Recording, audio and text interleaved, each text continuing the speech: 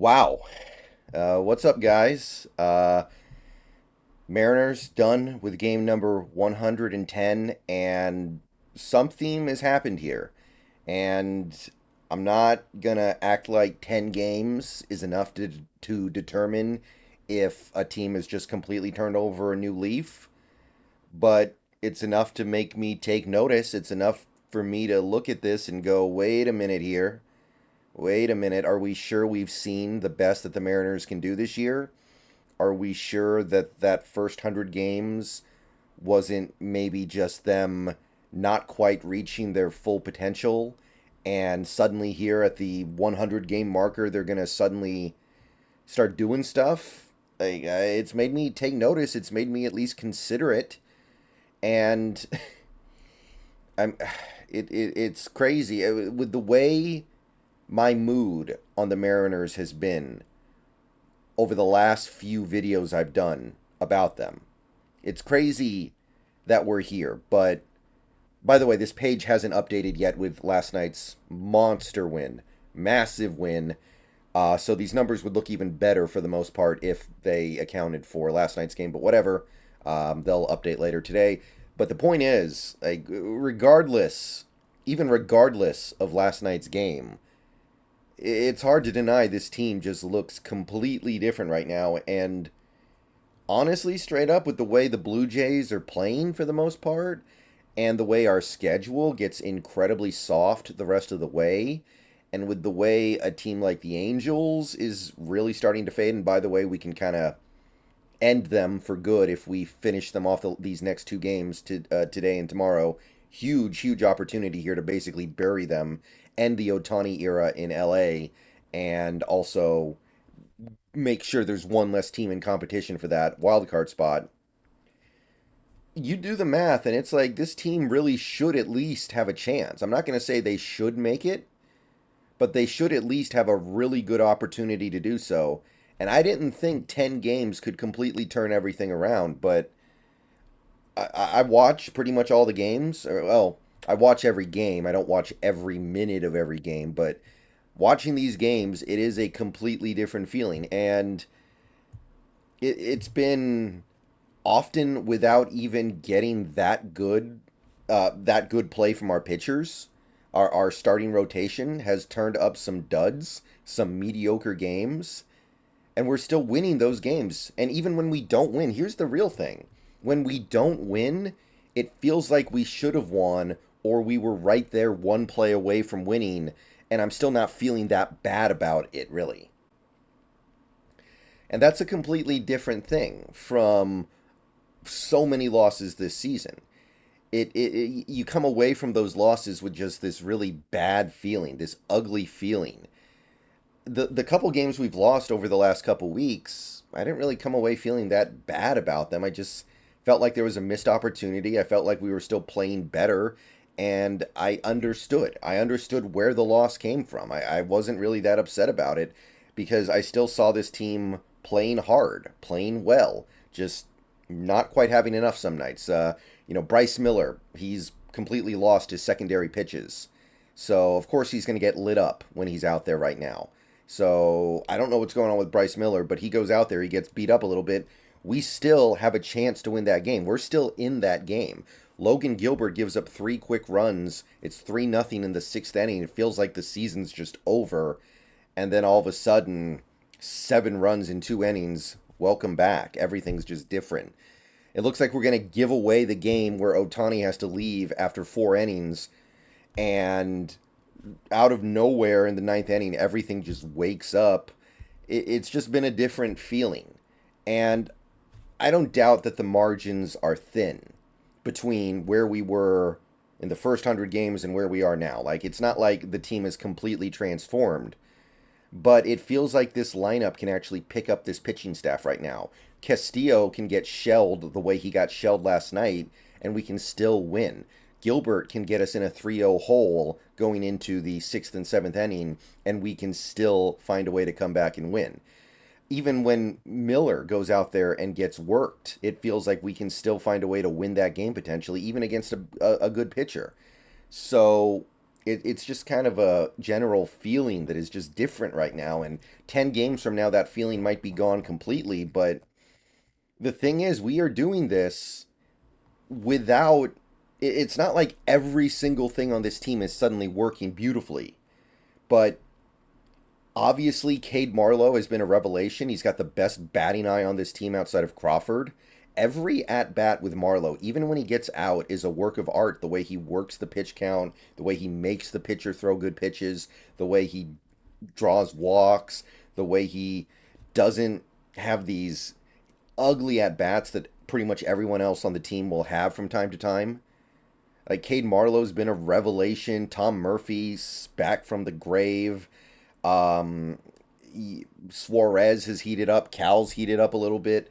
Yeah, all these things are happening. Crawford's continued to play really well, especially at the plate. But there's still there. I mean, it's not like this is suddenly a perfect team. This is a flawed team.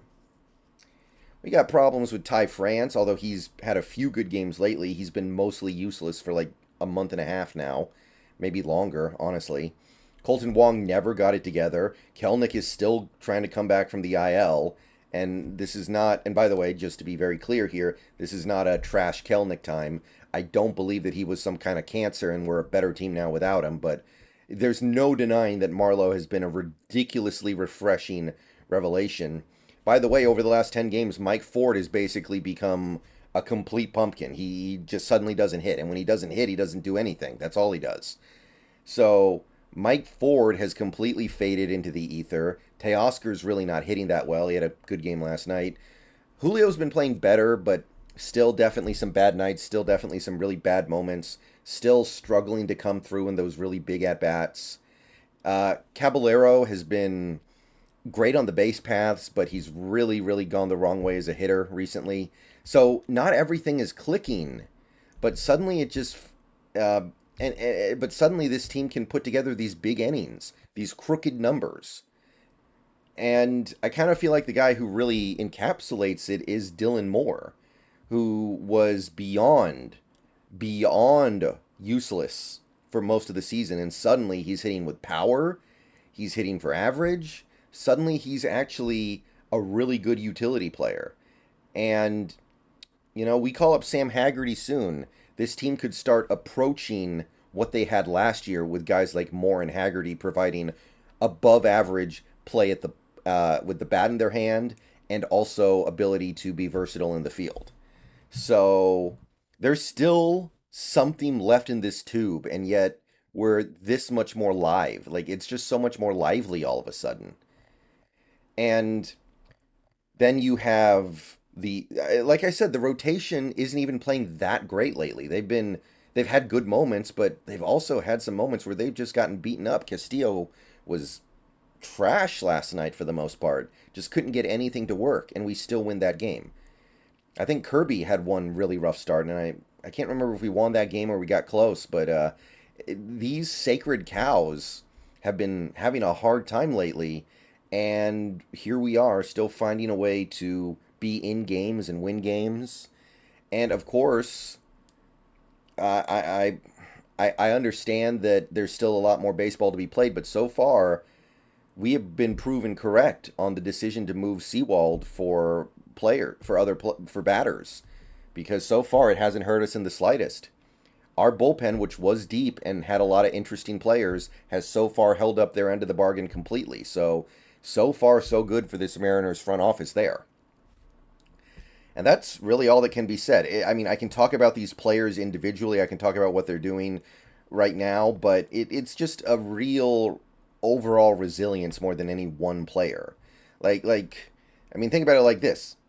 Paul Sewald gets traded. Munoz is not really pitching all that well lately. Munoz has been having some difficult games, difficult moments. He doesn't really look like himself at times. And yet, despite that's probably your top two. That was supposed to be the top two guys in your bullpen this season. And yet, your bullpen is still basically picking everything up. Brash, I mean, we've all said negative things about Brash at times, but he has legitimately been one of the best bullpen pitchers in the entire league this year, both for his usage and what he does when he's out there. Topa has been incredible. Saucedo, I don't know if he can keep this up forever, but so far he's been spectacular. And these are not guys that I had on my list of people that I felt like we could count on this season. I wasn't even really thinking about these guys. I was thinking, how are we going to get over 100 innings from guys like Seawald and Munoz? And we're not even going to get 50 from either of those guys, probably, and it doesn't matter. So, something is happening here. We're overcoming mistakes by the manager.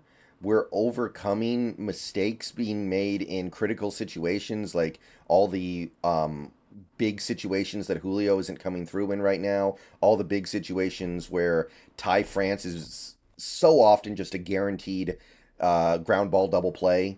All these things that were costing us games before are just kind of stumbling blocks now before we go win the game anyway. So I don't know where this goes from here. I don't want to act like this team now should be a favorite to make the playoffs, but the path is there. This AL is suddenly starting to fade. The Yankees are not playing well. The Blue Jays aren't playing that well. Right now, the only team between us and a playoff spot is the Blue Jays, by the way. And I imagine that's not really going to change the rest of the way here, but while we're at it, while we're here, I hate to even say it, but I think we play Houston and Texas in each of our last 10 games. Plus, we have a few other games against both those teams the rest of the way. We're not that far behind either team.